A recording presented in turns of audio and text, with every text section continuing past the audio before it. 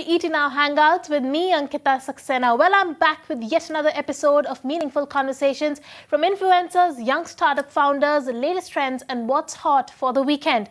And well, today's episode is for all the young gym goers and fitness lovers. Well, how much gymming is too much gymming, and what is the right way to lose weight? Well, in today's episode, we address all of that and more with our fitness expert and the founder of fittr, Jitendra Chouksey. Jitendra, welcome to ET Now Hangouts. It's a pleasure to have you on the show. Thank you, Ankita. Good to be here. Well, JC, tell us, firstly, how did you start out on your fitness journey? And now you have a big brand called fittr. How did you start your brand? Well, my fitness journey started when I was a kid, and I was not so fit. I think I was more than just overweight. It was just me, like a child who had no friends, and often mocked and bullied in school. And then I was 14 years old when one of my colleagues told me that, hey, why don't you do something? You just keep eating. Why don't you go and exercise? That's when I started working out. And obviously I didn't get fit because it's not just exercise. You also need the right kind of nutrition. Right. But I got into the habit of, gymming. Yeah. And so over a period of time, despite my job and everything, I just kept doing it over and over, and eventually I'm fit now. So that's how it all started. And then fittr was an accident which happened in year 2016. Yeah. It was just me trying to help some friends get fit over a small WhatsApp group. Okay. And then from there we moved on to Facebook, and then people wanted me to personally train them. And that's when this idea of creating a curated platform for coaches came in. And And you see a spike in online training during the COVID period as well. Was it really a watershed moment for you, because that's when people really got onto online training? We did see some improvement in number of people coming onto the platform. Before COVID we were growing in a pretty healthy manner, but I think after COVID there was definitely a bump, and the awareness in people has definitely gone up post COVID, because now everybody is kind of concerned about their health. Right. The technology has played a massive role in fitness, right? In fact, actually in what you do also, technology is playing a great role. Gone are the days when fitness meant, just opening up a gym. It's a lot more than that. So tell us, how has technology enabled fitness, especially in your case as well? See, if you're looking to open a mom and pop shop, perfectly fine, because you're catering to a small area, a small number of people. Is typically what happens in cases of gyms, right? But if you want to reach out to a global audience, I think technology enables you to reach out to that audience. Today we have 300,000 plus people, unique paying customers in more than 100 countries. And all of them are connected with us using their mobile app. Right? So I think that's the power of technology. It's a huge enabler. If you have a great idea which you think should reach out to more people, and then technology is the way to go. It helps you scale the business. It does. Right. Also, how is AI really helping the fitness industry and disrupting the fitness industry? Well, I'd say more than a disruptor, it's more of an enabler. For example, we are integrating AI at all levels. The task which used to take, let's say, 15-20 minutes, or some of the tasks which were done manually now can be automated through AI. Okay. Especially when it comes to customer support, comes to automated health report generation, tracking the conversation and giving a pilot of what the client and need to be discussing.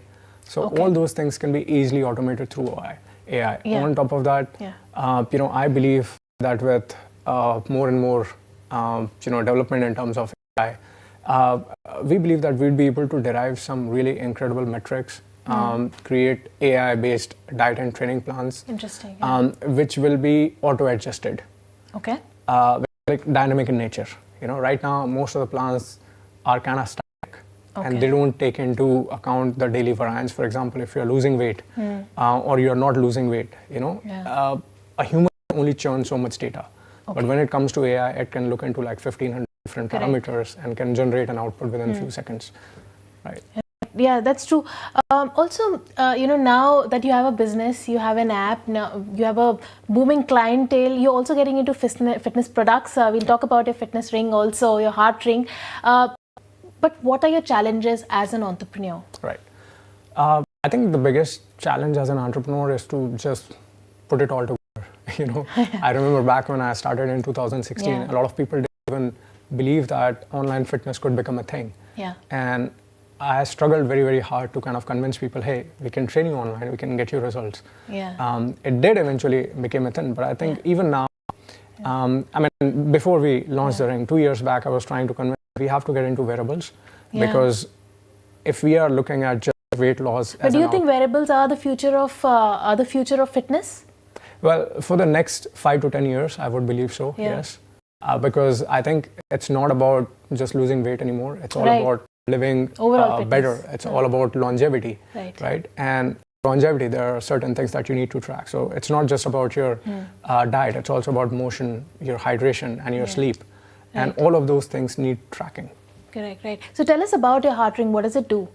Well, it tracks all of your important parameters, like what time you're sleeping, how was the quality of sleep, when are you waking up, what's your HRV, what's your resting heart rate, your stress levels, which are all, which all kind of play a very important role in keeping you healthy. And a lot of people, as you know, these days are kind of getting cardiovascular issues. Correct, yeah. And stress and sleep are two overlooked issues that people don't really pay attention to.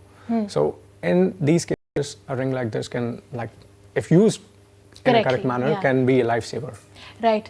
Also, what are the common mistakes that people make while gymming? You know, there's so many people who are into bodybuilding, fitness, or even losing weight. What are the common mistakes that they're making at the gym? I think the biggest mistake people think is that if you're looking fit, then you're healthy. Then you're healthy. Yeah. Okay. Which is a biggest misconception. Just because you're going to the gym and you're lifting weights, that does not necessarily make you healthy. Because health is not just physical fitness. You know, health is social, physical, mental, emotional. Everything is there, right? Today, people go to the gym, they lift the weights, they are getting physically fit, but they're not sleeping enough. Yeah. They are going to the gym, but they are still smoking. They're going to the gym, they're drinking alcohol, they're partying, they're not sleeping enough, they're not drinking enough water. So you're looking physically fit from the outside because muscles are there, but internally your system is not able to recover because you're sleeping for 4 hours or 5 hours. So it's like you're driving your car without putting it in the garage, or there's a tire puncture in your car, but you're not putting it in the garage to fix it. I mean, the car can only take so much.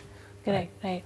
So how much gymming is too much gymming? You know, we are seeing too many cases of people in their 30s suffering from a heart attack or a stroke while at the gym, or who are into fitness. Recently, we saw Nitin Kamath also who suffered a stroke, and he's a fitness freak. What are the reasons? Where are we going wrong?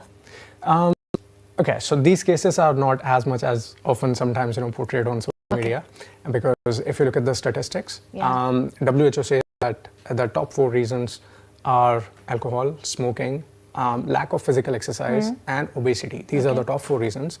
Then you have stress and sleep, right? So it does not mention exercise as the number 1 reason, which some people might. For sure. Right?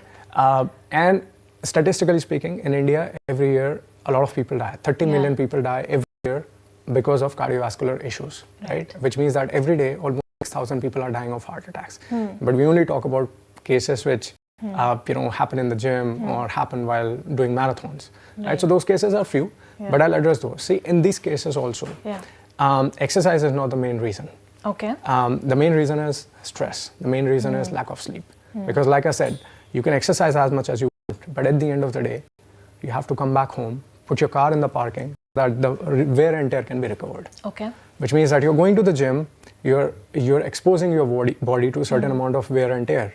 But the wear and tear needs to get repaired when you're sleeping. If you're not sleeping, the wear and tear is getting accumulated over a period of time. So you're saying that there's no such thing as too much workout? Or there is? There is. So there is, especially in newbie guys, especially in beginners, there's a J curve or a U curve relationship, which means that exercise exhibits certain benefits, and then those benefits start to diminish if you overdo. And we are not talking about professional athletes, we are talking about beginners and people who are not fit. Okay, so if those people start doing exercise, they will experience benefits which are much better. Like if you are exercising compared to somebody who does not exercise, you will have almost 50% mortality. Right? But let's say you exceed a certain threshold, then those benefits will diminish. Right? Again, there are certain guidelines which WHO has prescribed. You have American Heart Association, so they have laid out certain guidelines in terms of what is the minimum number of minutes you need to cover every week. All right. And you also mentioned, there's certain things that people are doing at the gym, which is not under, supervision, which Correct. if not done under supervision can lead to fatalities or, Yes. some serious injuries. What are those things that we need to avoid? So first thing is steroids. Nobody should do steroids because steroids are illegal. Second, using supplements which seem like they're ergogenic supplements or herbal supplements, but they are really dangerous, like fat burners, epinephrine. These kind of supplements should not be taken. Okay. Then, apart from this, doing, let's say, long distance endurance events without any kind of nutrition.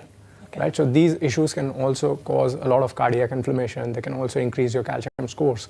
And if you're Does that mean long marathons also? Running a long marathon if you're not trained for it? Yes. So marathons are also, marathon at the end of the day is a sport like boxing. And every sport is dangerous if it is not done under supervision. A lot of people say marathon is running. Yeah, but it's not true. A long distance marathon can take a huge toll on your body. So you have to train under a professional marathoner or a coach before you even think about running a marathon. Right. Also, JC, what are the myths around losing weight? Because this is a common problem. Everybody wants to lose weight and they want to do it fast. They're fat diets and everybody just wants to take the shorter way out. What are the myths, firstly? What are the myths around losing weight? And these fat diets and shortcuts never really work, right? Not sustainable. See, fitness is like richness. If you try to become rich quick, what happens? You end up in jail, you end up in trouble. And more than the money you make, you actually end up losing more. Same happens with fitness. If you try to get it quick, if you try to do it through shortcuts, it will all come back and more. And that's why you see people don't get unfit once. They go from a like yo-yo kind of a phase where they lose weight, then gain weight, they lose weight, and then they end up gaining more. Absolutely. Right. So basically, when you do these fat diets, for example, these days there's this concept of water fasting. And these 5-day detox where people are literally on 400 calories. So these are crash diets. When you go through these crash diets, they affect your metabolic rate. Now, you can't sustain water fasting or let's say a detox for 5 days. So what are you going to do after 5 days? You're going to eat at least the same amount of food that you were eating previously. But in the last 5 days, what has happened is your metabolism has slowed down. So even the same number of calories are now going to put you in a calorie surplus. So whenever you eat, let's say below your BMR, whenever you're not taking sufficient amount of protein, your body is going to slow down your metabolism. And most of the times, people end up losing muscle mass rather than fat mass. If you lose lean tissue, you automatically reduce your caloric expenditure. It just makes things worse. Also, then what is your take on intermittent fasting then? Intermittent fasting is not a diet. This is a confusion. Intermittent fasting is a dieting technique. Which means that you can go practically on any diet, high carb, low carb, whatever diet. It depends on your personal preference. And you can fit that diet into an intermittent kind of a pattern. Which means that, so for instance, I eat I eat 2 meals per day. I don't call it intermittent fasting. It's just a name associated with it. A lot of people will say, hey JC, you're eating 2 meals a day. Isn't that intermittent fasting? I'm like, no, I've been eating 2 meals a day ever since I was a kid. I don't like having breakfast. But I don't call it intermittent fasting. It's just a lifestyle, So is it like for every person, this can vary? Like you have just 2 meals a day, which is a bit of a shock. Because as Indians, we have breakfast, lunch. You say you eat your breakfast like a king. What about that saying? No. I think those myths are long busted. We don't need to eat breakfast. If somebody wants to have breakfast, they can have breakfast. My wife loves having breakfast. That's perfectly fine. She's equally fit. Right? So having breakfast, lunch, dinner, snacks, or maybe post-dinner, supper, it's completely individual's preference. What matters at the end of the day is how much food you're consuming. Let's think about a car. A car has a tank. If it's a 40-liter tank, you can fill it 4 times by putting 10 liters each. Or you can do it 20 liters each twice. Or you can just go in one go, put 40 liters in one time. And so all of these things work. You have OMAD, which is 1 meal a day. You have intermittent fasting, which is eat twice a day. And you have, a 6-meal kind of a plan. I'm saying all these things are fine as long as your calories, your macros, macros are balanced. All of these approaches work. What are the 4 pillars of health? So physical, mental, social, and financial. And you can also talk about emotional. So these are the 4 fundamental pillars. And on these 4 fundamental pillars are growth, rest. And if any of the pillars are not taken care of, we can't grow. And you also mentioned financial. Yes. As in you need to be financially well off, because that will take away the stress of... Yes, I do believe that a lot of times people don't care about their health because they are so financially burdened that they don't simply have time to think about their health. Right. More people get more free to think about their health when they are financially well off. Right. So I do believe that financial health has to be included in the realm of health. Right. So what, according to you, should a balanced diet look like? A balanced diet should be a calculation of your calories, like how much calories your body needs. So for that, you need to calculate your daily maintenance, create a deficit if you want to lose weight, create a surplus if you want to gain weight, aside a certain amount of protein per day as per ICMR guidelines, have at least 1 gram per kg of body weight, and then remaining calories can come from carbohydrates or fats depending on your personal preference, right? And then again, this is like a broad level guideline and can suit any individual depending on their personal preference. Right. So JC, somebody who's who's wanting to start on their fitness journey, somebody who's not started out yet but wants to start out now, what will be your recommendation? What will be your advice? How do you just get started? Somebody who's who's a bit lazy and has been lazy to do this but wants to now start out, what are the baby steps towards fitness? I think start walking 10,000 steps. That's something extremely easy that will help you with calorie expenditure. Apart from this, just move your choices. For example, if you're eating outside 4 days a week, maybe minimize it to 2 days or 1 day a week. Eat home as much as you can, because at home the food might not necessarily be as calorie dense as it is outside.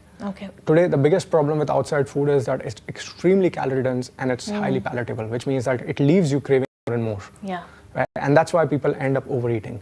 So try to at your outside meals, start eating at home, at least start drinking sufficient amount of water, because a lot of people also confuse thirst with hunger. They're actually thirsty, but they think they're hungry and they start eating more. So drink plenty of water and at least try to sleep for 7 to 8 hours. It's really important. All right, JC, that was very insightful, and I'm sure a lot of young people watching this will learn a lot from watching you and talking about health and fitness, and they'll start with their journey very soon. But thank you so much for joining us today. Thank you so much. And well, with that, it's time for us to slip into a short break. You don't go anywhere. We'll be right back.